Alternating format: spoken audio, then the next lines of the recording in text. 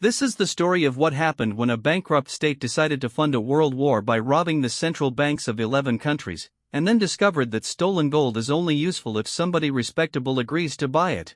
On the 8th of April, 1945, Army engineers from the 282nd Engineer Combat Battalion blew a hole through a 3-foot brick wall 600 meters underground, inside a potash mine at Merkers in Thuringia.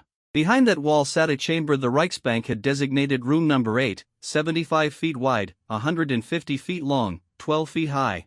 Stacked inside it were 8,198 bars of gold bullion, 711 bags of American $20 gold pieces, and 2.76 billion Reichsmarks in paper currency packed into 2,380 bags and 1,300 boxes.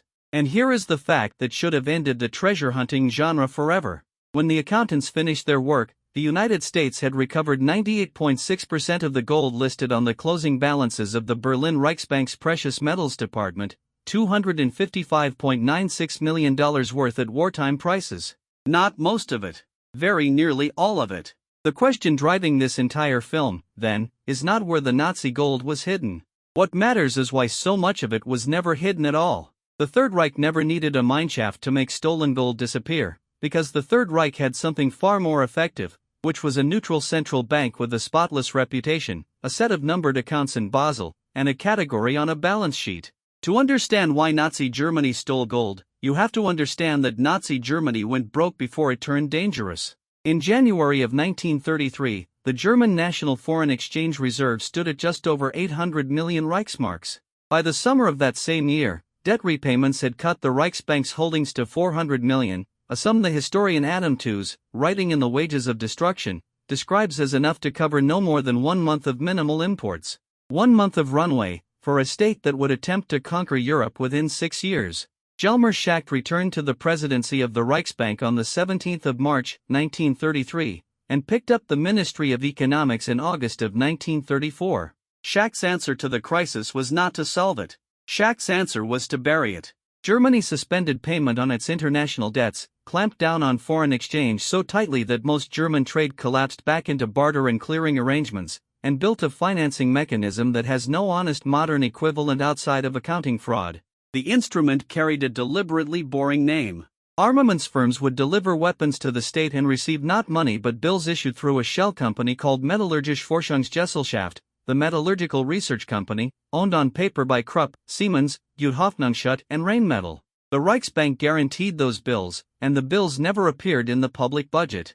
Testimony preserved in the Nuremberg record, citing Exhibit EC 436, states the position without decoration, that the Mefo bill system continued in use until the 1st of April, 1938, at which point 12 billion Reichsmarks of Mefo bills stood outstanding. 12 billion Reichsmarks of off-books military spending. That is the size of the hole Schacht was covering. There is one modern reader who would recognize this arrangement instantly, and that reader is not a historian. It is a forensic accountant. What Schacht built inside the Reichsbank was a special-purpose vehicle, a legally separate entity, thinly capitalized, existing for no commercial reason, whose only function was to shift a liability off the sponsor's balance sheet while the sponsor quietly guaranteed it anyway. That structure fathered every off-balance sheet financing scandal of the last 40 years. The difference is that the Reichsbank was not concealing losses from shareholders. The Reichsbank was concealing a rearmament program from the international system that had disarmed Germany in the first place. Schacht did not stop at the Mefo bills. 5 special off-balance sheet accounts held the Reichsbank's actual reserves, and one of them carried an internal designation by 1937 that tells you everything, which was the War Reserve. American investigators picking through recovered Reichsbank balance sheets would later establish that this hidden reserve stayed in use at least as late as 1942. When the Reichsbank compiled its own reserve figures in 1939, the institution understated its position by roughly $40 million against what the Bank of England independently calculated, and that discrepancy served one obvious purpose, which was to blur where the new gold was coming from.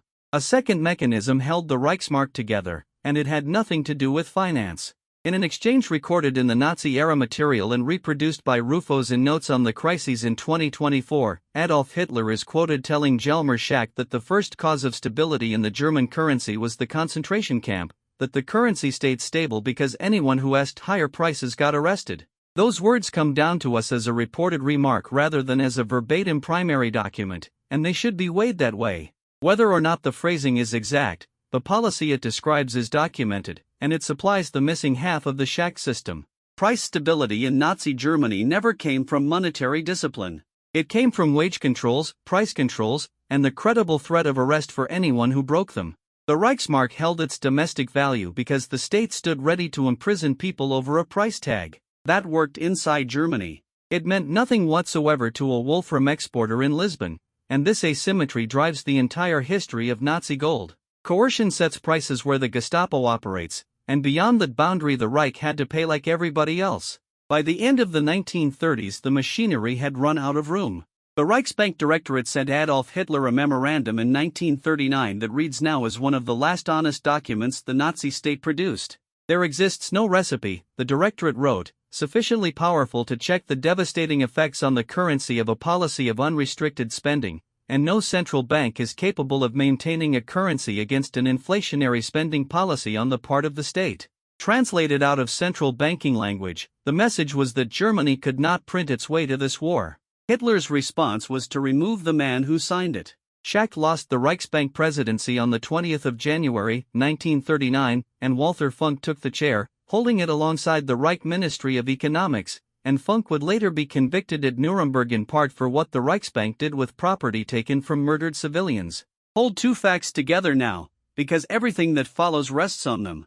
Germany could not pay for imports in Reichsmarks, since outside the Reich the Reichsmark sat very close to worthless and Germany's trading partners understood that perfectly well. And Germany could not pay in gold, because Germany had almost no gold left. One solution remained, and it was not an economic one.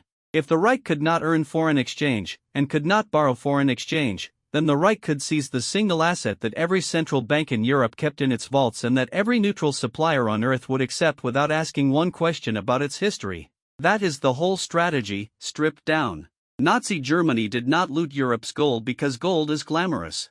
Nazi Germany looted Europe's gold because gold was the only form of German purchasing power that foreigners would still honor. The first robbery did not look like a robbery. It looked like an administrative transfer. Wehrmacht units crossed into Austria on the 12th of March, 1938. Within hours Wilhelm Kepler arrived at the Austrian Central Bank with armed commandos, and the gold reserve of a sovereign European state changed ownership without a shot fired inside the building. The Austrian numbers shift depending on source and category, and that shifting is itself instructive. Ian Sayer and Douglas Botting put the Austrian total at 91.17 tons. Time magazine's account describes 91 tons of central bank gold plus 14 tons of personal bullion. The Knowledge at Wharton account describes roughly 100 tons already known to Schacht through the Bank for International Settlements, plus 5.7 tons squeezed out of London, plus 14.3 tons demanded directly from the Jewish community of Vienna. Hold on to that last figure, because it marks the first appearance of a distinction that would eventually decide who got compensated and who did not. 91 tons came out of a central bank vault. 14.3 tons came out of people's homes and hands. In the ledgers that governed restitution for the next 50 years, only the first kind counted as gold at all. Emil Pohl became Reichsbank vice president in February of 1939, and in operational terms Pohl ranks among the 2 or 3 men genuinely indispensable to this entire operation. On the 3rd of October, 1938, Pohl wrote a memorandum that leaves no ambiguity about purpose. Rapid implementation of rearmament, Pohl recorded, had only been possible because of the use of available gold, foreign exchange from the former Reich, and the immediate recovery of Austrian gold, foreign raw material, and valuable securities reserves. That memorandum carries a date 7 months after the Anschluss and 11 months before the invasion of Poland. Pohl is not describing a windfall. Pohl is describing a funding round. By 1940, having absorbed both the Austrian and the Czechoslovak reserves, Germany held roughly $200 million in monetary gold, according to the preliminary study prepared by William Slaney for the United States State Department and released under Stuart Eisenstadt in May of 1997. That study, known universally as the first Eisenstadt Report, placed the total monetary gold looted from 11 occupied nations at $579 million at wartime valuation, which the report converted to roughly $5.6 billion in 1997 terms. Those two figures, 200 million held against 579 million taken, tell you something the treasure hunt version never does. Germany's gold position was never a hoard. It was a flow. Gold arrived from conquered vaults and went straight back out again to neutral suppliers. The Reichsbank did not operate as a treasury. The Reichsbank operated as a clearinghouse for stolen collateral. German troops occupied Prague on the 15th of March, 1939. 6 days later, on the 21st of March, the chief cashier of the Bank of England in London received an instruction from the Bank for International Settlements in Basel. That instruction was to move gold worth £5.6 million, roughly 23 tons, close to 2,000 bars, out of BIS account number 2 and into BIS account number 17. Account number 2 belonged to the National Bank of Czechoslovakia. Account number 17 belonged to the Reichsbank. No gold moved anywhere. Nobody loaded a truck, opened a vault, or crossed a border. 2 numbers on a ledger held in London were altered, and the reserve of a country that had ceased to exist 6 days earlier became the property of the state that had extinguished it. This is the single most important structural fact in the history of Nazi gold, and it lands before the war even starts. The transfer required no violence, no concealment, and no criminality whatsoever on the part of the institution that carried it out.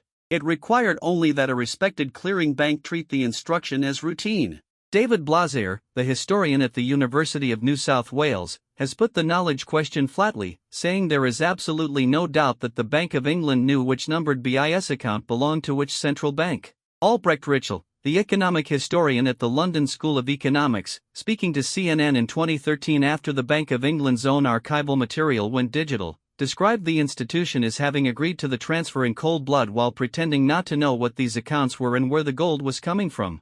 It happened a second time. On the 1st of June, 1939, 2.5 months later and 3 months before the invasion of Poland, the Bank of England sold a further £440,000 of gold and shipped £420,000 to New York, drawn from BIS account number 19.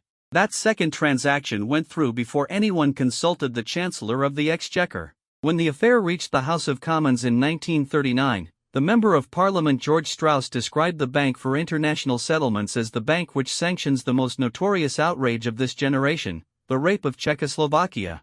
The House of Lords debated the matter on the 11th of July, 1939. And then the war arrived, and the question fell silent for 54 years, until the researcher John Trepp documented in 1993 that the first delivery of Reichsbank gold to the BIS occurred on the 14th of January, 1940. 4 months into a war in which the BIS carried on dealing with the Reichsbank and carried on recognizing the central banks of occupied countries as legitimate counterparties.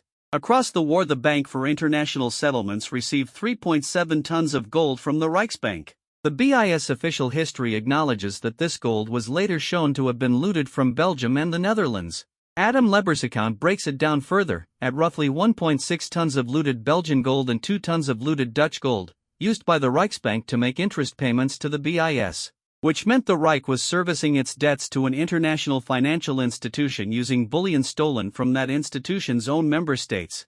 Here is where this stops being history. Every element of the March 1939 check transfer is a failure mode that the modern financial system now spends billions of dollars a year trying to prevent, and that architecture exists in large part because of what happened in that London ledger. A correspondent institution processed a transaction for a customer without examining the underlying provenance of the asset. The institution leaned on the formal identity of the account holder rather than the beneficial reality of who now controlled it. And the institution treated a change in political control as though it amounted to a change in ownership. Those 3 failures explain why correspondent banking today runs under Know Your Customer rules, beneficial ownership registries, and sanctions screening obligations that attach to the asset rather than to the account number. When a modern compliance officer is required to establish not merely who holds an account but who ultimately controls the funds and where those funds originated, that officer is running a procedure whose absence in March of 1939 handed 23 tons of a murdered country's reserves to the state that murdered it, inside an afternoon, without anybody breaking a law. The Third Reich's most efficient theft was carried out by clerks. Poland stands as the exception that proves the rule, and Polish gold offers the best evidence in this entire story that physical concealment was never the difficult part. On the 4th and 5th of September, 1913, 3 and 4 days after the German invasion began, the vaults of Bank Polski were emptied. What followed ranks among the longest and least known logistics operations of the Second World War, and it involved roughly 80 tons of bullion. The Polish reserve went east and south first, out of Warsaw and across the border into Romania. On the 15th of September 1939, part of it sailed from the Romanian port of Constanța aboard the vessel Eocene, under Captain Robert Brett, bound for Istanbul. From Turkey the gold traveled onward through Lebanon and into France. When France collapsed in the summer of 1940, the Polish gold moved again, this time alongside the reserves of Belgium and France themselves, in a combined evacuation fleet carrying, by one accounting, some 1,100 tons of gold to the West African port of Dakar. From Dakar it went inland to Kayes, in the French Sahara.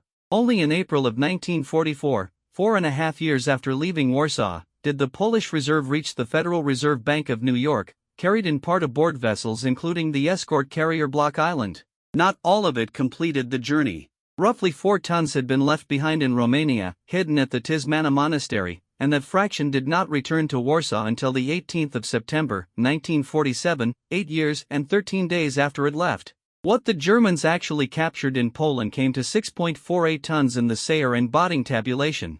And every gram of that 6.48 tons falls into the category the same tabulation labels as gold looted from individuals rather than from the state reserve. The Polish central bank got its bullion out of the country. Polish civilians did not. That distinction was no accident of circumstance. It was an operational speciality. The Reich maintained dedicated units for exactly this work, the Devisentschutzkommando, the Currency Protection Commandos, whose function in occupied territory was to locate and seize privately held gold, foreign currency and valuables. Central banks fell to the Wehrmacht, while private wealth fell to specialists. And in the ledgers that would eventually determine restitution, those two streams of gold were treated as entirely different substances, even when they arrived at the same smelter in the same week and left it inside the same bar. At 4:30 in the morning on the 10th of May, 1940, Germany invaded Belgium, the Netherlands, and Luxembourg. Moving with the leading formations were teams whose objective was not a bridge or an airfield but a vault. The Netherlands lost 145.56 tons, of which 35.45 tons is recorded as gold taken from individuals rather than from the Dutch State Reserve. Luxembourg lost 4.26 tons.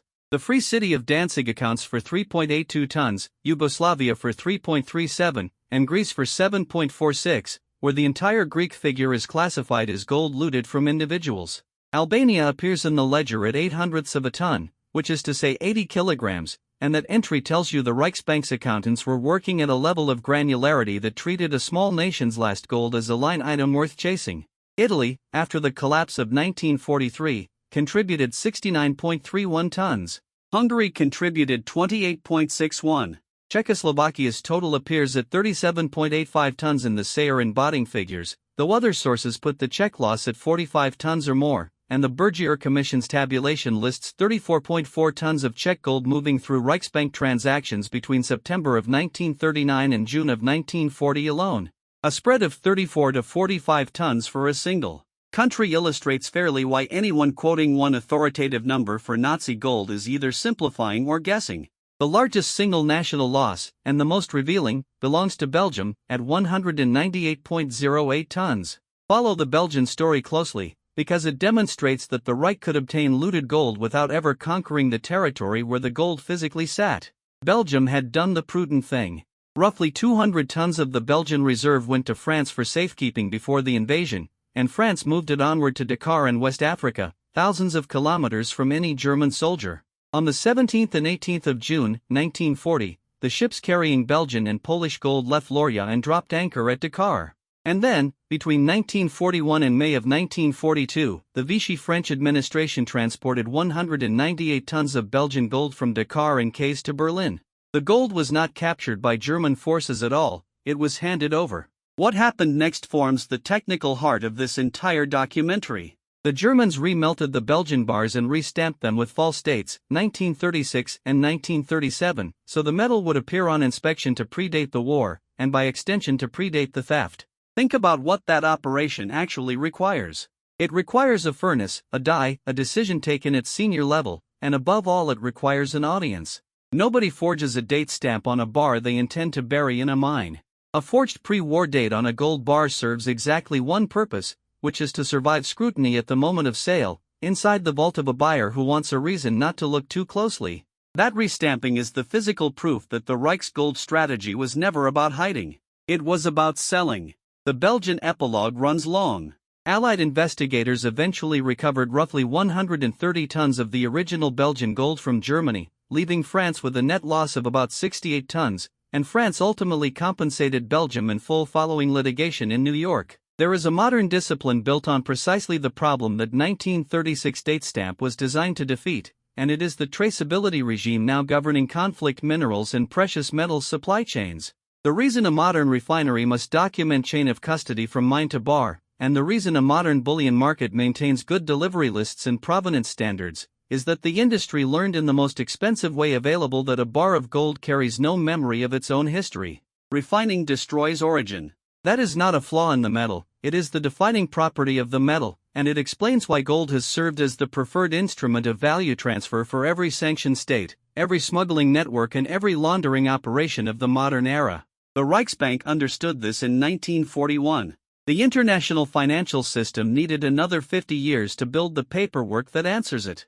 Before leaving the tabulations, one column in them almost never gets read aloud, and it is the column that this film argues decided everything that came afterward. Sayre and Botting record more than what each country lost. They record separately how much of each national figure came from individuals rather than from the state reserve. Set out in full, that column reads as follows. The Netherlands, 35.45 tons. Austria, 12.97 tons. Greece, 7.46 tons. Poland, 6.48 tons. Belgium, 6.39 tons. Yugoslavia, 3.37 tons. Czechoslovakia, 0.97 tons. Luxembourg, 0.08 of a ton. For Greece and for Poland, the individual figure and the national figure are the same number, meaning every gram the Reich took from those two countries came from people rather than from a vault. Sidney Zablodoff, writing in the World Jewish Congress Policy Study of 1997, made the same point at the aggregate level, finding that of all the gold looted by the Third Reich, roughly one-third came from individuals and private businesses rather than from central banks.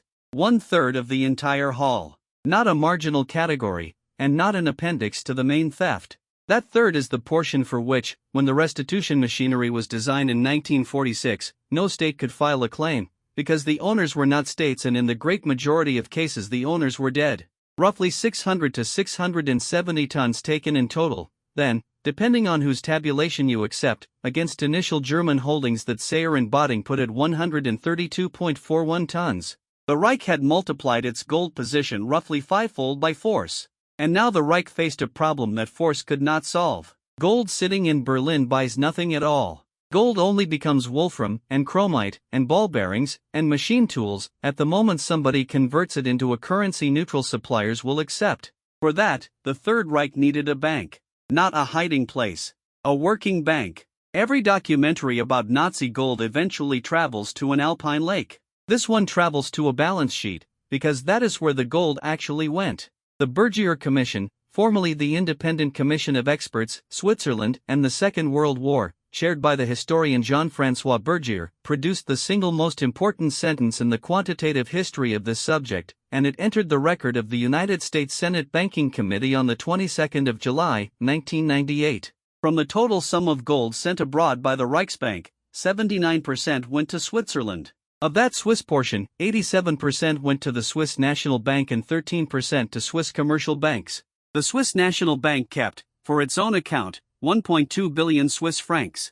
79% of the outflow. Not a share, and not merely an important channel, but very nearly the entire outflow of a continent's stolen reserves, moving through one country and overwhelmingly through one institution inside that country. Before the war, the Swiss National Bank ranked as the largest gold distribution center in continental Europe. That is not an insult, it is a description of infrastructure. Switzerland had the vaults, the refining capacity, the settlement relationships, and above all Switzerland had the franc, one of the very few currencies still freely convertible in wartime Europe. The Reich did not select Switzerland because Switzerland was corrupt. The Reich selected Switzerland because Switzerland worked. The figures compound from there, and they need keeping carefully separated by currency and by year, since this is exactly where public discussion of Nazi gold most often collapses into nonsense. The Bergier Commission's 1998 finding runs as follows. The Swiss National Bank received $440 million in gold from Nazi sources, of which $316 million is estimated to have been looted. Stuart Eisenstadt supplied the reconciliation between the two currencies in his briefing of the 2nd of June, 1998, stating that the Bergier report estimated some $440 million in total gold went to Switzerland, about $4 billion in then current terms, of which $316 million, or 2.7 to 2.8 billion, was looted. Eisenstadt's own study puts the Swiss share of that $579 million looted total at between $398 and $414 million, with the Swiss National Bank alone buying about 3/4 of it, roughly $276 million. Reuters, reporting in May of 1997 under the headline that Switzerland kept billions in looted Nazi gold, added the figure that gives the post-war story its shape. After the war, Switzerland returned to the Allies only about 15% of the looted gold it had bought from Germany. 15% of the total returned. Now to the knowledge question, because the entire moral weight of the Swiss role rests on whether the Swiss National Bank understood what it was buying, and on this point the two great investigations of the 1990s, one American and one Swiss, arrived at the same destination from opposite directions.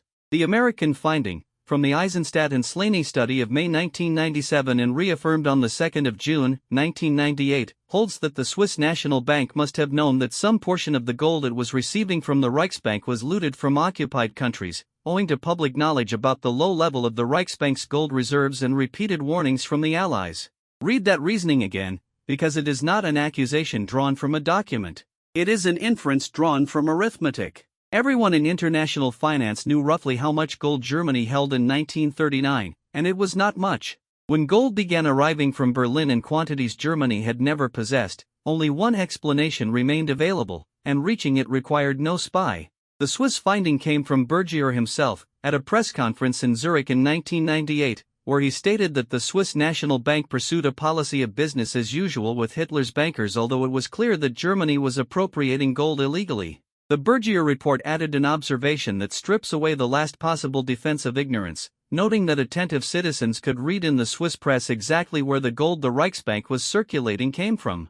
Not classified intelligence, and not a leaked cable. Ordinary newspapers, on sale in Zurich. Switzerland's official position, then and since, runs the other way. When the first Eisenstadt report landed in 1997, the Swiss Federal Council called its conclusions unsupported and one-sided. The Swiss National Bank maintained that its transactions had been carried out in good faith and were legally sound. That position carries an intellectual pedigree reaching back to the negotiations themselves.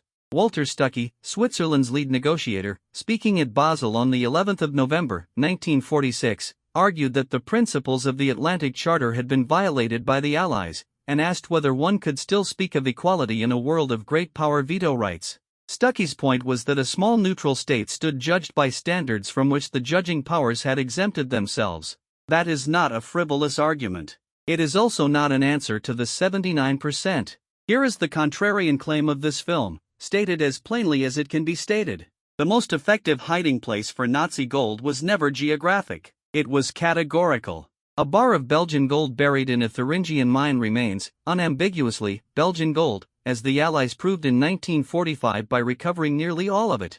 But a bar of Belgian gold restamped 1936, sold to the Swiss National Bank, credited against a Swiss franc balance, and spent on Portuguese wolfram, has not been hidden at all. It has been transformed. It has become tungsten in a machine tool bit in a factory in the Ruhr, and no vault on earth can be raided to get it back. Physical concealment protects an asset from being found. Financial laundering destroys the question of finding altogether. That is why the treasure hunters have spent 70 years failing. They have been searching for the residue of a system whose entire purpose was to leave no residue behind. Switzerland formed the largest node in the network, though Switzerland was never the only one. The point of converting looted gold into Swiss francs was to buy things, and the things Nazi Germany most needed came from a small group of neutral states alone. The periphery of the war. From Portugal came wolfram, tungsten ore, the raw material for the carbide tooling and armor-piercing cores that no war economy can substitute away from. Allied intelligence estimated that Portugal received roughly 400 tons of Nazi gold, and that estimate deserves treating as exactly what it is, an intelligence estimate, described by later researchers as likely an underestimate, and not a documented figure. What is documented runs narrower and lands harder. Research published through Yad Vashem, drawing on the work of Antonio Luca, establishes that at least 20.4 tons of former Belgian reserves reached Portugal during 1943. And the Bank for International Settlements organized 6 gold transports to Lisbon between October of 1941 and January of 1942, totaling roughly 20 tons. Portuguese wolfram exports to Germany ran under a cap of approximately 900 tons per year, according to United States diplomatic cables from 1944 preserved in the Foreign Relations of the United States series. There is the transaction in its simplest form. Belgian central bank gold, restamped and laundered, exchanged for the ore that hardened German shells. Spain's role sits smaller in the record and more contested. The Allies suspected Spain of holding roughly $30 million in looted gold plus a comparable sum in other German assets. What Spain actually turned over to the Tripartite Gold Commission in 1949 came to $114,329. $114,000 against a suspected $30 million. That is not a settlement, that is a rounding error offered as a settlement, and it was accepted. From Sweden came iron ore and ball bearings, and from Turkey came chromite. In every case the mechanism stayed identical. The Reich could not pay in Reichsmarks, so the Reich paid in gold, and the gold had to pass through a currency the seller trusted. What the Allies eventually built to attack this system fathered modern economic warfare, and the components deserve naming, because they remain in service. The first instrument was declaratory. On the 5th of January, 1943, the Allies issued the Inter-Allied Declaration Against Acts of Dispossession, known as the London Declaration, which put every neutral government and every neutral bank on formal notice that transfers of property out of occupied territory would not be recognized as valid, regardless of whether the transfer looked voluntary or legal on its face. That is a sanctions warning. It attaches to the asset rather than to the transaction, it operates prospectively, and its purpose is to destroy the good faith purchaser defense before the purchase ever happens. The second instrument was targeted. On the 22nd of February, 1944, the Allies issued the Gold Declaration, warning neutral states specifically about looted gold. On the 20th of July, 1944, the Bretton Woods Conference adopted Resolution 6 on looted assets. And in December of 1944, with origins in Foreign Economic Administration memoranda of the 5th and 17th of May that year, the Allies organized Operation Safehaven, a systematic program to trace, freeze and recover German external assets across the neutral world. Operation Safehaven stands as arguably the first coordinated international asset tracing and freezing regime in history. Its descendants are the sanctions designation lists, the asset freeze orders and the financial intelligence sharing arrangements that govern the modern enforcement of economic statecraft. When a modern authority publishes a designation and every institution in the network is expected to identify and immobilize the listed party's holdings, that is safe haven's procedure running on better infrastructure. The third instrument was bilateral pressure, and it only worked at the very end. From the 12th of February to the 8th of March, 1945, Lachlan Curry for the United States, Dingle Foot for Britain and Paul Chargarod for France negotiated in Bern against Walter Stuckey.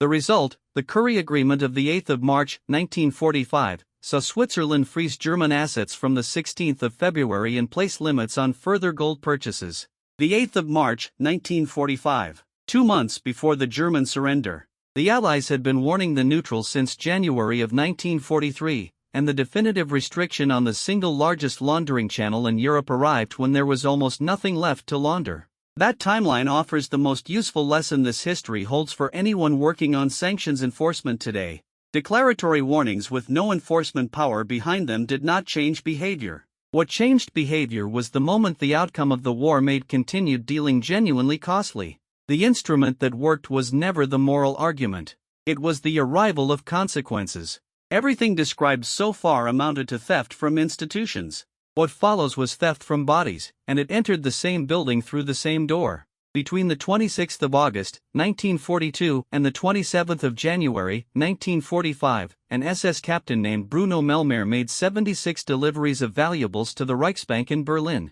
Those deliveries were logged under Melmer's own name, which is the only reason historians can trace them at all. Albert Toms ran the Reichsbank's precious metals department. Toms received the Melmer consignments, and Toms described them under oath on the 26th of May, 1948. During his tenure at the German Reichsbank in Berlin, Toms stated, the SS made a total of 76 deliveries of valuables under the name Melmer, and the remaining Melmeer deliveries, a total of 207 containers, comprised gold, foreign currency, jewelry, precious stones, pearls, and broken-out crowns for teeth and fillings. The 10th Melmeer delivery, in November of 1942, is the first in which dental gold appears in the record.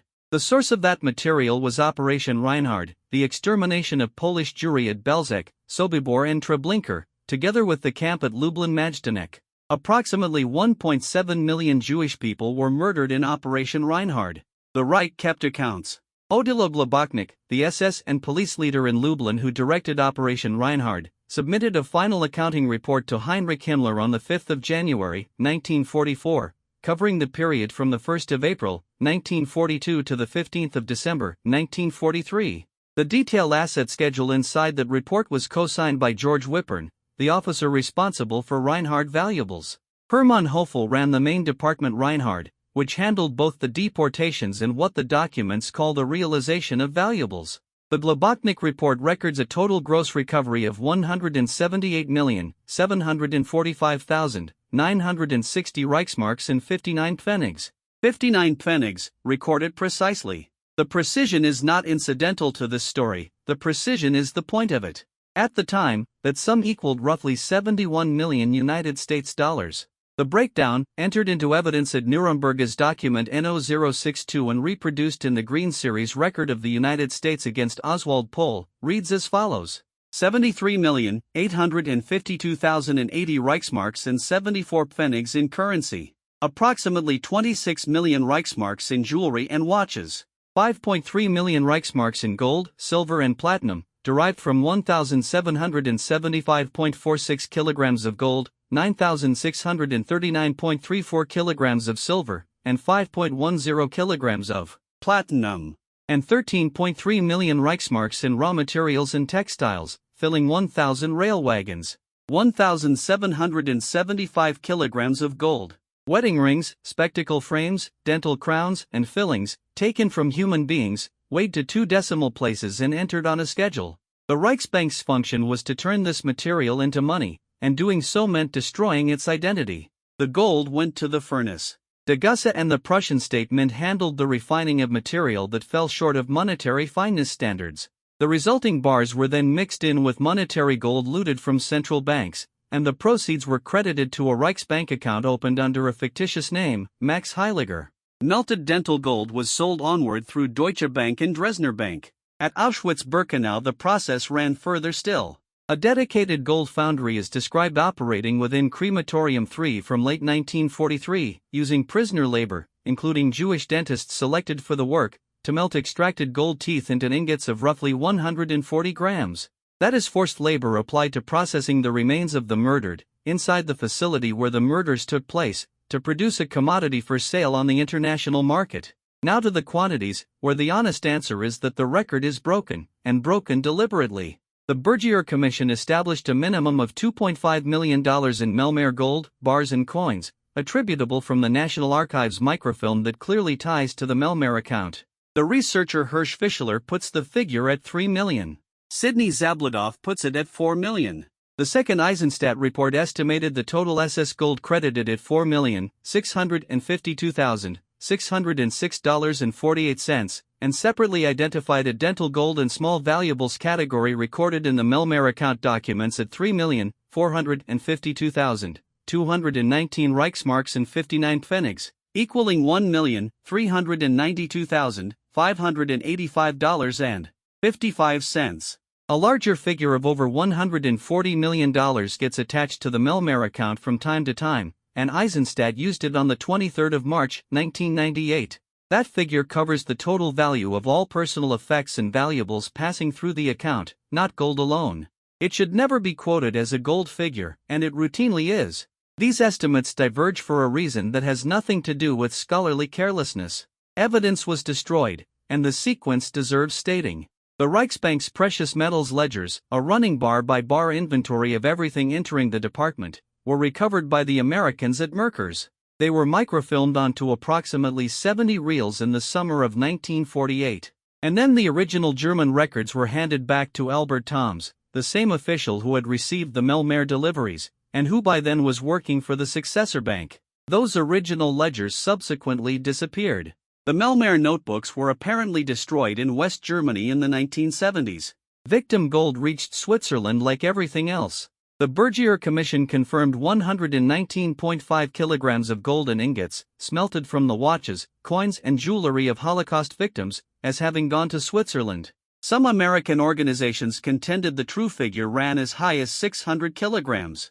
The Irish Times, reporting the Bergier findings in 1998, carried the confirmed number. This brings the argument of this film to its sharpest point. The Third Reich smelted victim gold, mixed it with monetary gold, and stamped the resulting bars with false pre-war dates. A deliberate act, executed for a commercial reason, and it succeeded completely. By the time those bars reached a Swiss vault, no assay on earth could separate the reserve of the National Bank of Belgium from the contents of a crematorium. The categories had been physically merged. The Nazis themselves had erased the distinction. And then, after the war, the Allies rebuilt that distinction anyway, and built the entire structure of restitution on top of it. Monetary gold, meaning gold taken from state central banks, would return to states. Non-monetary gold, meaning gold taken from individuals, would be handled separately and far less generously. That framework governed the disposition of Nazi gold for 50 years. It rested on a separation the perpetrators had abolished inside a furnace at Degussa. The analysis published in the American University International Law Review makes the argument in legal terms, and Eisenstadt's two reports make it in documentary terms. The conclusion lands the same way either route. Monetary gold never described a physical substance. Monetary gold was an accounting convention, and it decided who got paid. There is a version of this story in which Nazi gold financed the Second World War. That version is wrong, and the numbers proving it wrong are not obscure. Start with the two positions, because a genuine disagreement runs between serious people here. The first Eisenstadt and Slaney study of 1997 describes looted gold as a major means of financing and sustaining the German war effort. That framing is defensible, and it is the one that entered public consciousness in the 1990s, because gold was what the investigations of that decade had been commissioned to examine. Against it stands the quantitative economic history. Adam Tooze, along with the study of occupied economies by Hein Klemen and Sergei Kudryashov published in 2012, establishes a different order of magnitude entirely. Occupied Europe contributed 93.6 billion Reichsmarks to the German war effort. Including booty and forced labor, the figure climbs to 118.2 billion Reichsmarks, 28.6% of Germany's total war costs. Tooze's own estimate is that occupied Europe paid roughly a quarter of Berlin's war costs. Now set that against the gold, because the single most useful comparison in this entire subject is the following one.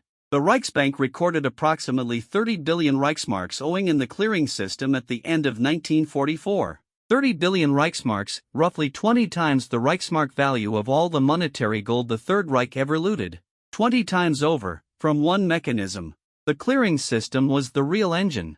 It worked by having occupied countries deliver goods to Germany while their own central banks credited the exporters domestically and accumulated a claim on Berlin that Berlin never intended to settle. Requisition dressed as trade, executed at continental scale, and it dwarfed the gold by an order of magnitude and then some. France is the clearest case, and the figures come from Alan Milward's work as reproduced in the National Bureau of Economic Research working paper by Filippo Aquino, Kim Osterlink and Eugene White. At the armistice, France paid occupation costs of 20 million Reichsmarks per day, 400 million francs. The rate was later cut to 15 million, then pushed up to 25 million Reichsmarks per day. The annual burden peaked at 55.5% of French gross domestic product in 1943. Total real value extracted came to 479 billion francs, equal to 111% of one full year of pre-war French national output.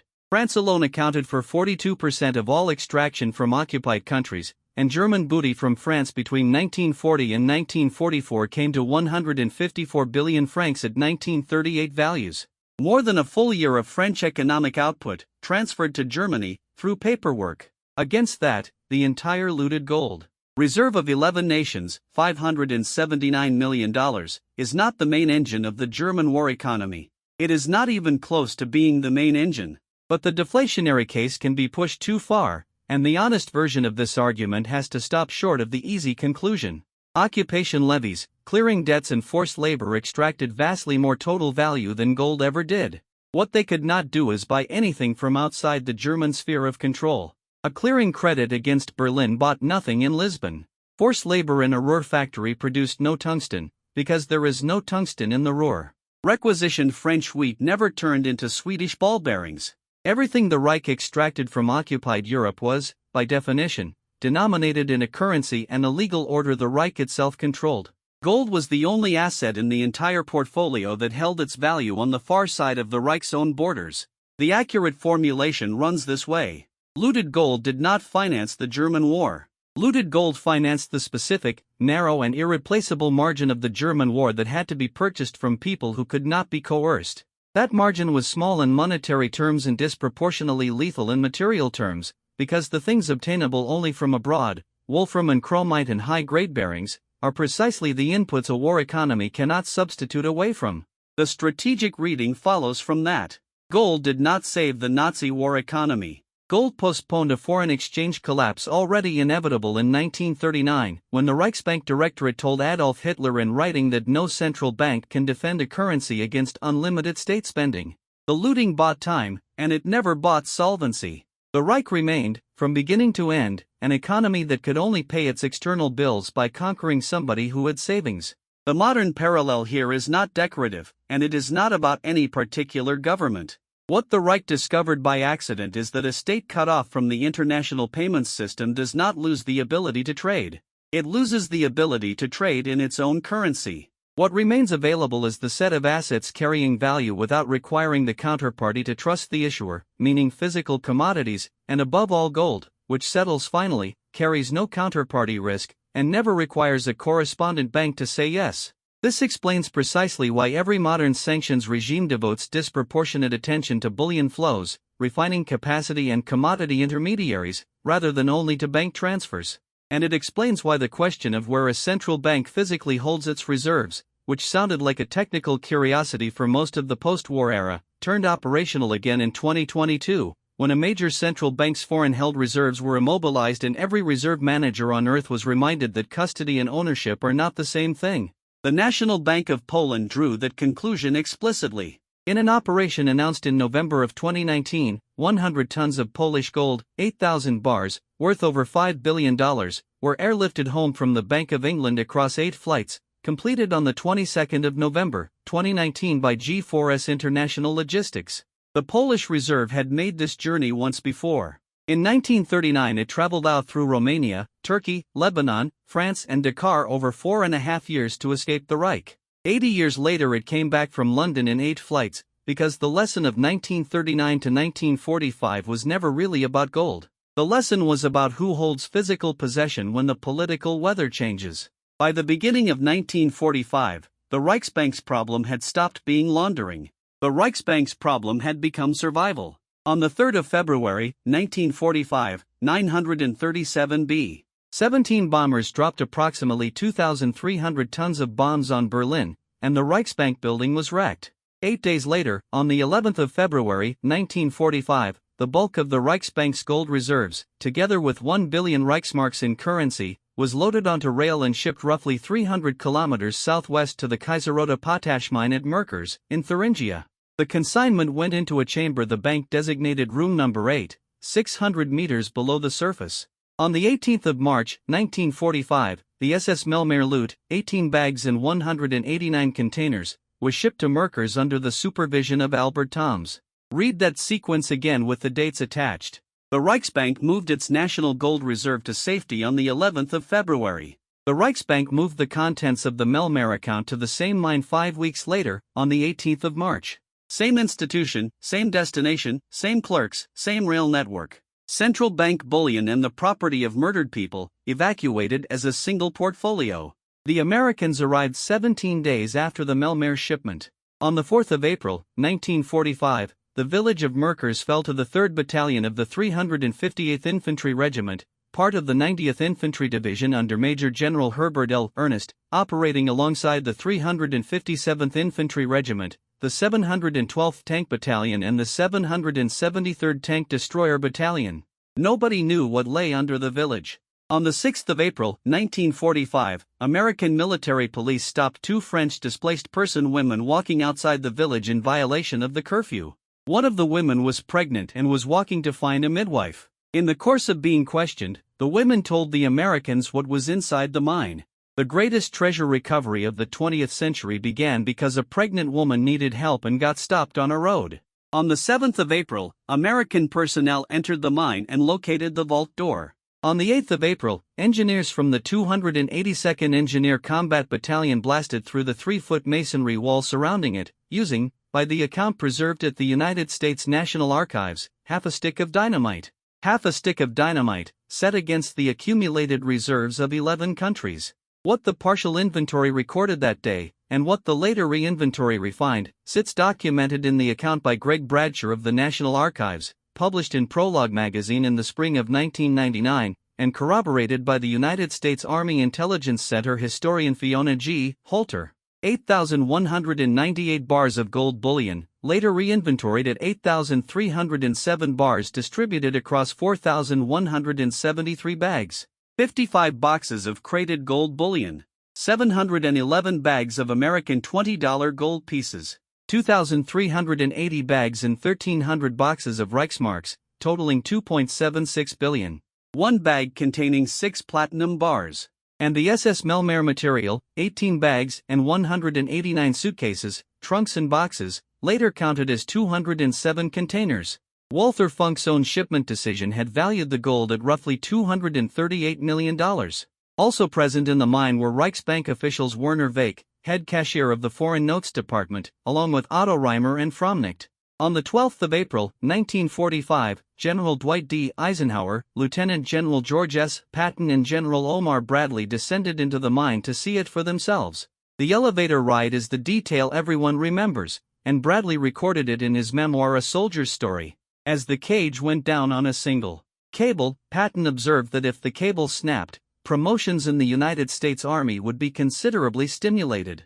Eisenhower's reply was, "Okay, George, that's enough." Below ground, looking at the SS material, Bradley told Patton that if these were the old freebooting days when a soldier kept his loot, Patton would be the richest man in the world, and Patton grinned at the thought. Patton had already proposed, at various points, cutting the gold into medallions, one for every man in Third Army, and burying it to fund future weapons development for the years when appropriations would run thin. The passage that matters, though, is Eisenhower's own, written afterward in Crusade in Europe, describing not the bullion but the 207 containers. Crammed into suitcases and trunks and other containers, Eisenhower wrote, was a great amount of gold and silver plate and ornament obviously looted from private dwellings throughout Europe, and all the articles had been flattened by hammer blows, obviously to save storage space. Flattened by hammer blows, to save storage space. That is what the Supreme Allied Commander grasped immediately and what the restitution system would take 5 decades to admit, which is that the contents of those containers had never come from any vault. That same night, the 3 generals learned that President Roosevelt had died. The mine held more than money. Colonel Bernard D. Bernstein of the Schaff G5 financial branch took control of the treasure and organized its removal. Bernstein ordered 3 truckloads of art mixed in with the gold shipments, his stated reason being to make the loads lighter. Among the works were a Manet, the Wintergarten, and engravings by Dürer. Roughly 400 loose paintings turned up wrapped in German army sheepskin coats recovered from a neighboring mine. The Monuments, Fine Arts and Archives program, the Monuments Men, was represented at Merkers by Captain Robert Posey and Private First Class Lincoln Kirstein, with Lieutenant George Stout of the MFAA and the German Museum curator Dr. Paul Ortwin Rave assisting in the identification work. On the 14th and 15th of April, 1945, Task Force Whitney moved the gold and currency to the Reichsbank building in Frankfurt, which became the Foreign Exchange Depository. On the 17th of April, Task Force Hansen moved the artworks. The 474th Infantry Regiment escorted the convoys. On the 18th of April, 1945, Eisenhower cabled the War Department with a preliminary valuation of the gold, silver and currency, at over $520 million. The final appraisal, conducted by the United States Treasury with the Bank of England in mid-August of 1945, established the total gold found in Germany at $262,213,000, alongside $270,469 in silver and 1 ton of platinum. And that produces the figure this film opened with. Against the closing balances of the Berlin Reichsbank's Precious Metals Department, $255.96 million in gold, the Americans recovered 98.6%. The Third Reich's gold was never lost. The Third Reich's gold was found, counted, weighed and catalogued within 4 months of the German surrender, by accountants working from the Reichsbank's own ledgers. So the legend has to come from somewhere, and it does. Two great reservoirs of Nazi gold mythology exist, and both deserve examining properly rather than simply dismissing, because the truth of each turns out more interesting than the legend built on top of it. The first is Lake Toplitz, in the Austrian Alps. Toplitz appears in every treasure documentary, every cable television special, every list of unsolved wartime mysteries, and divers have gone into it repeatedly since the 1950s. Something was recovered from Lake Toplitz. It was not gold. What came out of the water were crates of counterfeit British banknotes, the product of Operation Bernhard, the Nazi currency forgery program run under SS officer Bernhard Kruger and executed by concentration camp prisoners at Sachsenhausen. Approximately £132 million in forged notes were produced. Notes with a face value of roughly £9 million were recovered from the lake in 1959. The only surviving £10 printing plate also came up from Toplitz, and it is held today by the International Spy Museum. Consider what that actually means. The most famous Nazi treasure lake in the world contained the physical evidence of a project to destroy the value of another country's currency, using slave labor, and the material got dumped there precisely because it was worthless once the war was lost. Toplitz never hid wealth. Toplitz disposed of a failed weapon. The second reservoir is more recent and far more thoroughly settled. In 2015, two men, Piotr Koper and Andreas Richter, announced that they had located a buried Nazi gold train near Wałbrzych in southwestern Poland, and stated publicly that they possessed irrefutable proof. The claim generated global coverage, tourism, and a thriving local economy of speculation. The site was investigated. Ground-penetrating surveys conducted by researchers from the Krakow University of Science and Technology found no train. There is no train. There was never a train. Now put the legend next to the ledger. 98.6% of the Reichsbank's own gold balance, recovered by August of 1945. $262 million in gold found in Germany, appraised jointly by the United States Treasury and the Bank of England. Bar-by-bar inventories in the hands of Allied investigators. 207 containers of victim property, catalogued by the Foreign Exchange Depository in Frankfurt. And against all of that, a lake full of forged banknotes and a hillside with nothing under it. The treasure-hunting version of Nazi gold survives not because the evidence supports it but because it is emotionally superior. A hidden hoard implies that justice remains possible, that somewhere out there the stolen thing still exists, intact, waiting to be found and returned. It preserves the moral universe. The documentary record offers no such comfort. It says the gold was found almost immediately, and then distributed according to rules written by the victorious governments, using categories inherited from the perpetrators, and that those rules delivered to the people it had been taken from very nearly nothing at all for half a century. That is a harder story, and it is the true one. It also means the correct question was never where the Reich's billions went.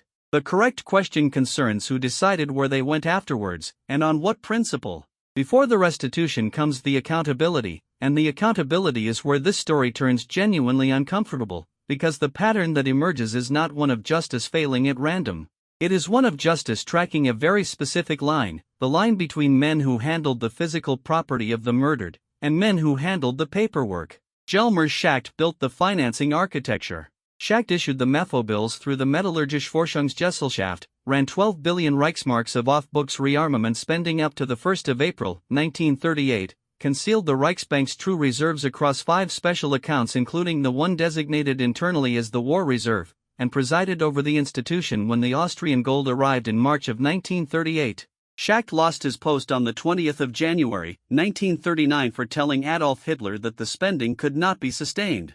Schacht was acquitted at Nuremberg. Walther Funk succeeded Schacht as Reichsbank president in January of 1939 and held the Reich Ministry of Economics alongside it. Funk led the institution. Throughout the entire looting program, throughout the Swiss gold sales, and throughout the 76 Melmer deliveries, Funk was convicted at Nuremberg, in part specifically for the Reichsbank's dealings in SS victim property. The distinction between those two outcomes deserves sitting with. Schacht designed the machine that made the war financially possible and walked free. Funk operated the machine while it processed dental gold and went to prison. The difference had nothing to do with the scale of the economic crime. The difference was proximity to the bodies. Emil Pohl is the third figure, and in operational terms the most important of the three. Pohl served as vice president of the Reichsbank from February of 1939 until May of 1945. As the key German figure in the gold sales to Switzerland, Pohl owned the counterparty relationship that moved 79% of the Reichsbank's foreign gold shipments, and he sat at the center of the Melmaer arrangement as well. And it was Pohl who wrote, on the 3rd of October, 1938, that rapid rearmament had only been possible because of the immediate recovery of Austrian gold and foreign reserves. Pohl gave testimony at Nuremberg. Albert Toms ran the precious metals department. All 76 Melmaer deliveries passed through Toms, who then supervised the shipment of the SS material to Merkers on the 18th of March, 1945. Toms gave the sworn statement of the 26th of May, 1948 that remains one of the primary documents in the entire subject, the statement describing gold, foreign currency, jewelry, precious stones, pearls, and broken-out crowns for teeth and fillings. And then, in the summer of 1948, after the Americans had microfilmed the precious metals ledgers onto approximately 70 reels, the original German records went back to Albert Toms, employed by then at the successor bank. The man who received the deliveries was handed custody of the record of the deliveries. The records disappeared. The other chain of command ends differently. Heinrich Himmler stood at the top of the structure that produced the Melmaer material, and the Reichsbank account opened under the fictitious name Max Heiliger has been tied to Himmler, and the SS Oswald Pohl headed the SS Economic Administrative Main Office, the WVHA, which administered the camp economy, and the Nuremberg-era proceedings recorded in the Green Series as the United States against Oswald Pohl, or where document NO062, the Globoknik accounting, entered the evidentiary record. Odilo Globoknik directed Operation Reinhard as SS and police leader in Lublin, signed the report of the 5th of January, 1944, and was subsequently appointed higher SS and police leader for the Adriatic coastal zone. Hermann Hofel ran the main department Reinhard. George Whitburn carried responsibility for the Reinhard valuables and co-signed the detailed asset schedule. Bruno Melmaer, the SS captain, made the deliveries under his own name for 2 years and 5 months. Below them, the Devisensschutzkommando, the Currency Protection Commandos, did the street-level work across occupied Europe, locating and seizing privately held gold, foreign currency and valuables. And it was Wilhelm Kepler who arrived at the Austrian Central Bank in March of 1938 with armed commandos to begin the whole program. Then comes the third category, and this one has never had a satisfactory reckoning, because it covers institutions and men who were not German at all. Montague Norman served as governor of the Bank of England, and Norman counted Hjalmar Schacht as a personal friend.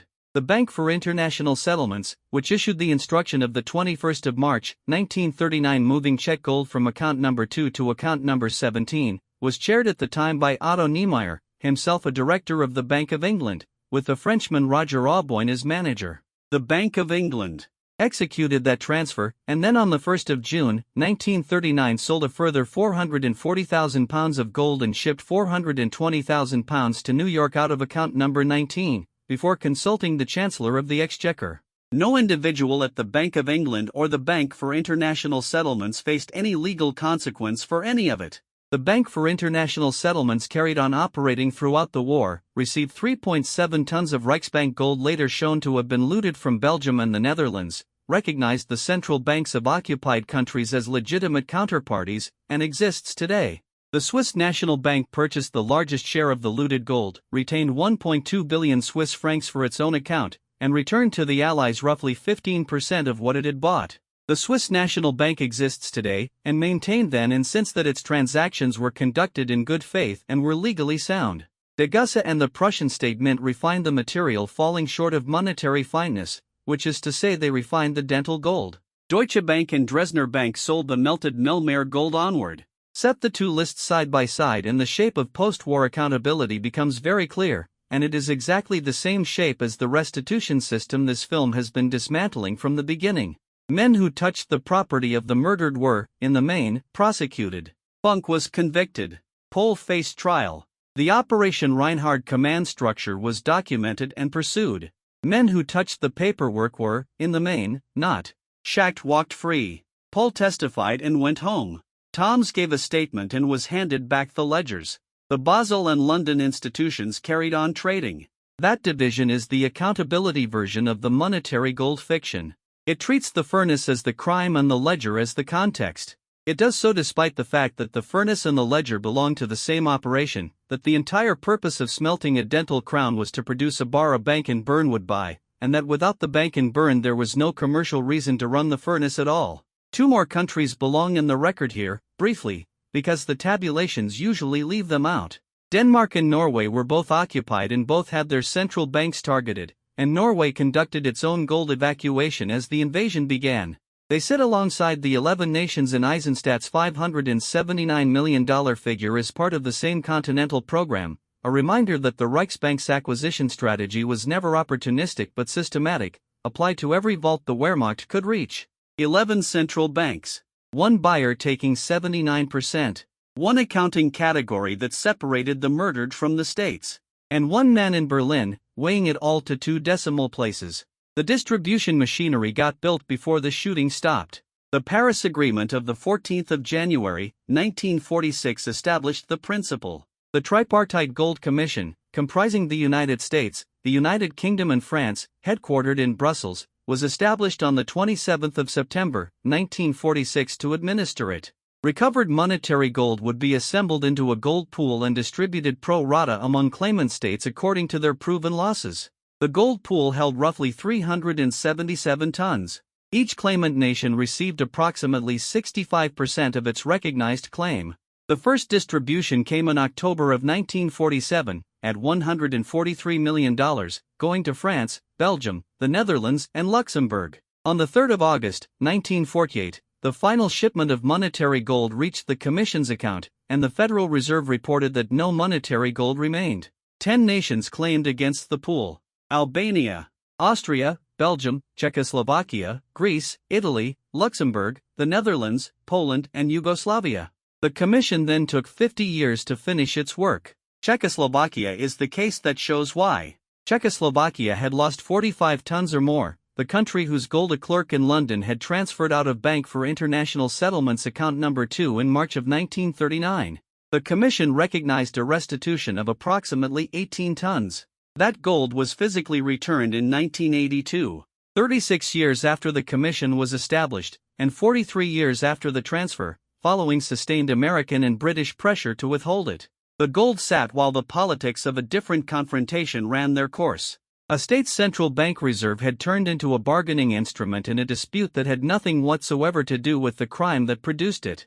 Albania received its quasi-final payment on the 29th of October, 1996, the last claimant to be paid. When the Tripartite Gold Commission was formally dissolved at a ceremony in Paris on the 9th of September, 1998, having filed its final report on the 13th of September, the residual pool stood at 5.6 tons, worth roughly $60 million. Now to the other side of the settlement, the side that determined what Switzerland paid. The Washington Agreement was signed on the 25th of May, 1946. Under it, Switzerland agreed to pay 250 million Swiss francs toward European reconstruction, explicitly without recognition of any legal obligation, and the payment went through on the 6th of June, 1947. On the gold specifically, the negotiation ran as follows. American negotiators opened by demanding $200 million, while the internal Fletcher report had estimated the Swiss liability at $278 million. Swiss negotiators conceded that $88 million of looted Belgian gold was at issue, and proposed paying 2/3 of it, $58.1 million. The United States accepted the Swiss proposal, $58.1 million, against an internal American estimate of $278 million, and against a Bergier Commission finding 50 years later that $316 million of looted gold had gone to Switzerland. Reuters put the recovery rate simply, saying Switzerland returned about 15% of what it had bought. Through all of it, the gold pool and the Paris Agreement and the Washington Agreement and the Tripartite Gold Commission, the operative category remained monetary gold. Gold taken from states, returned to states. The gold in the 207 containers at Merkers was not monetary gold. Those 119.5 kilograms of ingots smelted from victims' watches and jewelry, traced into Switzerland by the Bergier Commission, were not monetary gold. The 14.3 tons demanded from the Jewish community of Vienna in 1938 was not monetary gold. The 1,775.46 kilograms on Odilo Globoknik's schedule was not monetary gold. Non-monetary gold went instead to refugee organizations. And the individuals it had been taken from, or their surviving families, spent 5 decades outside the architecture entirely. Edgar Bronfman, president of the World Jewish Congress, put the position to President Clinton on the 26th of September, 1996, stating that not 1 ounce of the looted Nazi gold recovered by the Allies had gone to Holocaust survivors or victims of Nazi persecution. That statement is what broke the settlement open. What followed between 1996 and 2002 amounted to the largest historical audit ever conducted of a financial system's wartime conduct. The first Eisenstadt report was released on the 7th of May, 1997, the United States State Department study written principally by the department's historian William Slaney, under Under-Secretary Stuart Eisenstadt. Its framing sentence has outlasted its statistics, holding that in the unique circumstances of World War II, neutrality collided with morality. From the 2nd to the 4th of December, 1997, the London Conference on Nazi Gold convened. Out of it came the Nazi Persecutee Relief Fund, into which most claimant nations agreed to relinquish their remaining shares of the Tripartite Gold Commission's residual pool, the 5.6 tons, redirecting it to Holocaust survivors rather than to state treasuries. 51 years after the Paris Agreement, the states that had been paid 65% of their claims gave up the remainder to the people who had been paid nothing. The Bergier Commission's gold report followed on the 25th of May, 1998. Its American counterpart, the second Eisenstadt report, came on the 2nd of June, 1998. The Washington Conference later that year produced the Washington Conference Principles on Nazi Confiscated Art. And the Bergier Commission's final report, a 25-volume body of work, was published in March of 2002, and it remains the authoritative Swiss self-examination of the period. Alongside the historical work ran the litigation. The Volcker Commission, formerly the Independent Committee of Eminent Persons, chaired by Paul Volcker, conducted a forensic audit of Swiss bank records and reported in 1999 that 53,886 accounts were probably linked to Holocaust victims, in addition to 5,570 identified in a Swiss self-audit in 1997. Accounts in the highest probability categories, 10,471 of them, held approximately 31.5 million Swiss francs. The class action, driven by the World Jewish Congress under Edgar Bronfman, by Senator Alphonse D'Amato, and by the attorney Michael Hausfeld, settled before Judge Edward R. Corman in the Eastern District of New York. The settlement was announced on the 12th and 13th of August, 1998, signed on the 26th of January, 1999, and finalized on the 30th of March, 1999. 1.25 billion United States dollars, from the Union Bank of Switzerland and Credit Suisse. Approximately 800 million went earmarked for repayment of dormant accounts, and approximately 425 million for survivors, refugees, and forced laborers. Payments ran from 1999 to 2013, reaching more than 450,000 claimants across 80 countries, administered through the Claims Resolution Tribunal. In 2013, Judge Corman filed the final distribution orders and the tribunal closed its doors. 54 years after Merker's. It would be satisfying to end there, with the reckoning complete. The historians will not permit it, and the disagreement is worth stating, because it goes to whether the 50-year delay represented a moral failure or a practical inevitability. Take the Hungarian gold train.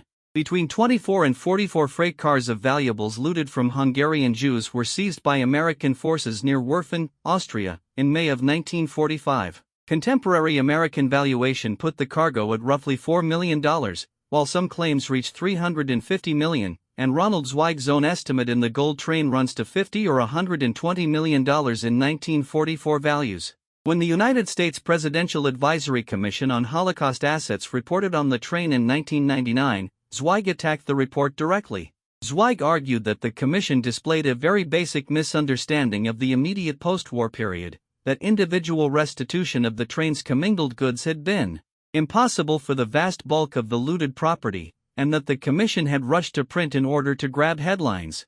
Zweig's argument, reduced to its core, holds that the property had been deliberately mixed beyond identification by the people who stole it, and that no post-war administration could have restored it to named individuals however much it wanted to. That argument is not a defense of the outcome. It is a claim about causation. And notice that it points straight back to the same act this film has been circling from the beginning, the deliberate destruction of provenance by the perpetrators, in the furnace, at Degussa and the Prussian State Mint and inside the foundry in Crematorium 3. The same disagreement runs through the numbers themselves. On Melmare Gold, the Bergier Commission says at least $2.5 million, Hirsch Fischler says $3 million, Sidney Zablodoff says $4 million, and the second Eisenstadt report says $4.65 million. On victim gold reaching Switzerland, Bergier confirms 119.5 kilograms while American organizations contended 600. Zablodoff's aggregate estimate of all looted gold, at least $8.5 billion in 1997 terms with roughly a third of it from individuals and private businesses, gets set against Eisenstadt's $579 million as though the two were rival estimates of the same quantity. They are nothing of the kind. One is $1997 and includes private and victim gold, while the other is $1945 and covers monetary gold only. These are not disputes further research will resolve, because the decisive evidence was destroyed on purpose and then destroyed again through neglect. The Reichsbank's precious metals ledgers were microfilmed onto 70 reels in the summer of 1948 and the originals went back to Albert Thom's, after which they vanished. The Melmare notebooks were apparently destroyed in West Germany in the 1970s.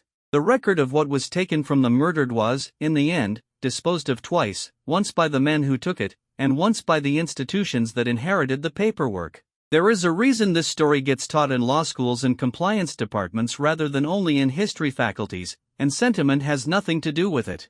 The Nazi gold operation was a complete working model of every problem the modern financial system now spends billions of dollars a year trying to prevent, and it ran that model to its conclusion in front of an audience of institutions that did nothing. Take the operation apart into its component steps and look at what each one became. Step 1. Acquire an asset by force, in a jurisdiction where the acquisition is legal by local decree. Step 2. Destroy the asset's identity through refining, and manufacture a false provenance, meaning the restamped 1936 and 1937 dates on Belgian bars. Step 3. Commingle the illegitimate asset with legitimate holdings so no subsequent audit can separate them, meaning victim gold smelted into monetary gold at Degussa and the Prussian State Mint. Step 4. Sell through a respected intermediary in a jurisdiction with strong confidentiality norms and no obligation to interrogate the source. Step 5. Convert the proceeds into a freely convertible currency. Step 6. Spend that currency on physical commodities from a third-party neutral, at which point the value has left the financial system entirely and cannot be reversed. That is a 6-stage laundering typology, executed at national scale, between 1938 and 1945. Every countermeasure in the modern anti-money laundering architecture maps onto one of those 6 steps. Know your customer and beneficial ownership rules attack step 4, and they exist because the Bank of England moved 23 tons between numbered bank for international settlements accounts in March of 1939 without asking who now controlled account number 17. Provenance and chain of custody documentation in the precious metals trade attacks steps 2 and 3, because a restamped bar taught the market that refining erases history and that only paperwork can restore it.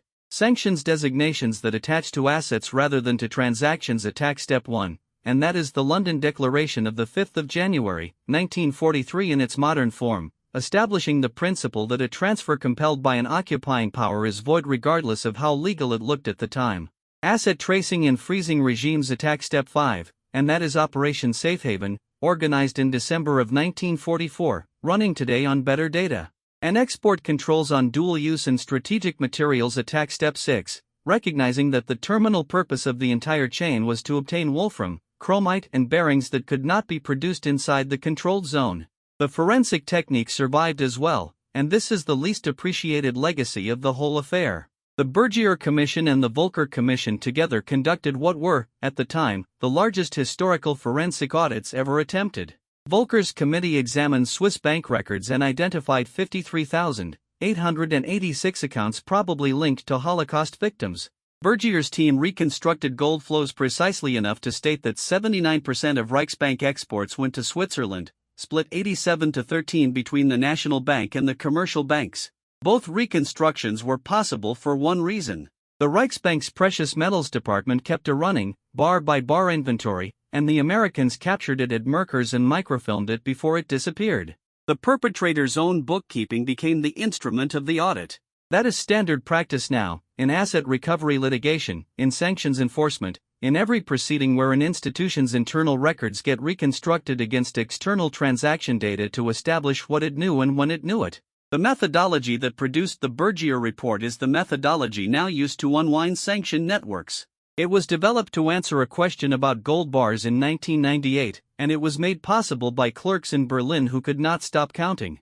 A further irony deserves stating plainly. The Third Reich's obsessive precision, Globoknick's 59 pfennigs, the 2 decimal place kilogram weights, the 76 numbered Melmair deliveries, the 70 reels of microfilm, is the only reason any of this can be established at all. A less bureaucratic regime would have left a less recoverable crime. And still it was not enough, because the ledgers recorded quantities, not names. The Reichsbank counted 1,775.46 kilograms of gold. The Reichsbank did not, and by design could not, record who it had belonged to. That is the permanent gap in the record, and it explains why the restitution of monetary gold to states was mechanically achievable in 1947 while the restitution of victim gold to individuals was still being litigated in 2013. States have registries. The murdered do not. The formal machinery has been wound up. The questions have not. The Tripartite Gold Commission was dissolved on the 9th of September, 1998, its residual 5.6 tons largely redirected through the Nazi Persecutee Relief Fund agreed at the London conference the previous December. Administering the $1.25 billion Swiss banks settlement, the Claims Resolution Tribunal closed in 2013 after Judge Edward Corman filed the final distribution orders. The Bergier Commission published its 25 volumes in 2002 and disbanded. The archives, however, keep producing new material, and the 2013 digitization of the Bank of England's own records is the clearest example. That digitization revealed an internal bank history written in 1950 which acknowledged the Czech gold transfers of 1939, an admission that had sat inside the institution for 63 years before anyone outside it could read it.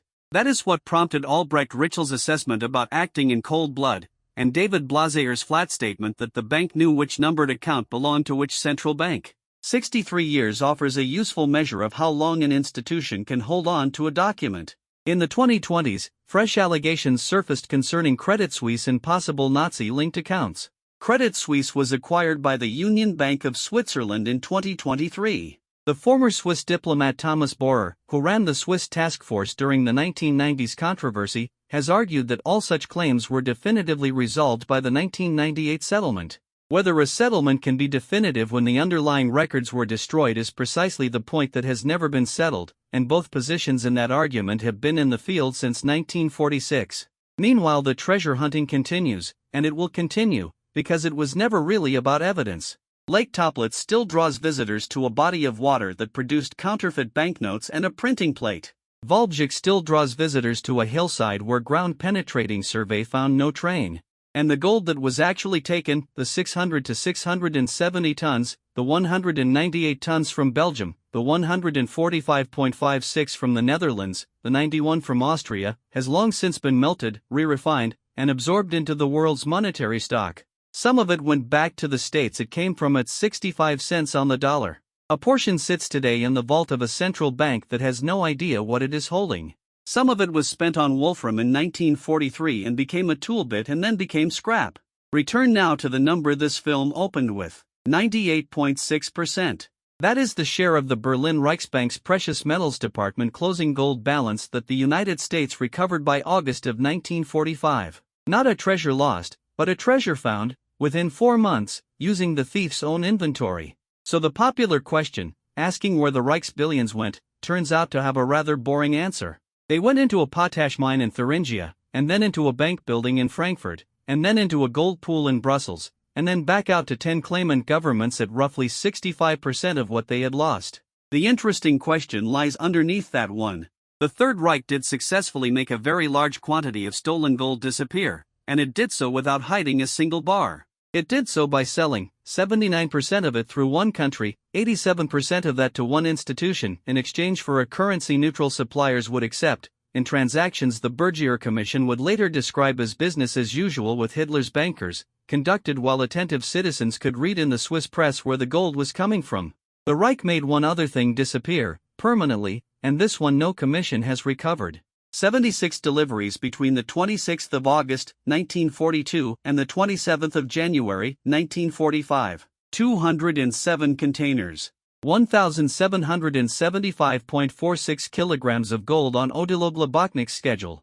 Wedding rings, spectacle frames, dental crowns, flattened by hammer blows to save storage space, as Dwight Eisenhower described them after standing in room number 8 on the 12th of April, 1945. That material was smelted, mixed with central bank bullion, stamped with false pre-war dates, and sold. And when the Allies designed the restitution system, they wrote it around a category called monetary gold, a category the men at the furnace in Degussa had already abolished, and that Albert Toms had watched arrive in 189 suitcases. It took until 1997 for a United States government report to say that neutrality had collided with morality. It took until December of 1997 for the claimant states to give up the residual 5.6 tons. It took until 1998 for a settlement of $1.25 billion. It took until 2013 for the last payment to clear. 54 years, from the mine at Merkers to the closing of the tribunal. The Reichsbank could weigh a dental crown to 2 decimal places on the same afternoon it took delivery of it. The system built to make that right needed 5 decades and never did quite finish the job. So here is what this history leaves behind, and it is not a historical matter at all. The men who executed the largest robbery in recorded history understood something the institutions around them refused to understand for 50 years, which is that the way you make stolen property permanently untraceable is not to bury it, but to melt it, mix it, and sell it to somebody respectable who has a reason not to ask. The whole apparatus of modern financial compliance, every provenance rule, every beneficial ownership register, every sanctions designation that attaches to an asset rather than to a name, exists because that method worked. What remains genuinely unsettled is whether it would still work today.